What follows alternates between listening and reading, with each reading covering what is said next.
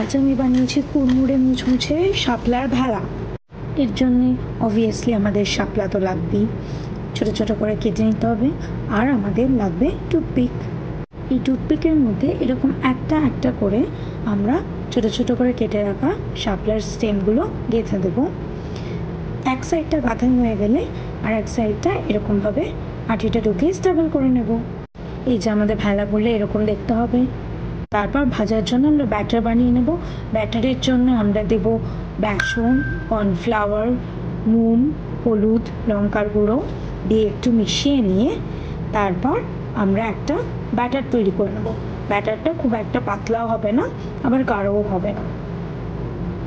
তারপর আমরা কড়াইতে তেল গরম হয়ে গেলে ভেলাটা এরকমভাবে ব্যাটারে ডিপ করে নিয়ে একটা একটা করে তেলের মধ্যে ছেড়ে দেবো। উল্টে পাল্টে নিয়ে ভালো করে লাল লাল করে ভেজে নেব। লাল লাল করে ভাজা হয়ে গেলে এটা তুলে নেব। কতটা মুচমুচে হয়েছে দেখো, এটা কিন্তু কর্নফ্লাওয়ারের জন্য। আর কারা কারা এরকমভাবে শাপলা খাও প্লিজ আমাকে কমেন্ট করো। আর যারা খাওনি এরকমভাবে প্লিজ এরকমভাবে একবার করে খেয়ে দেখো। প্লিজ আমাকে কমেন্টে কিন্তু জানাতে ভুলো না কেমন লাগলো।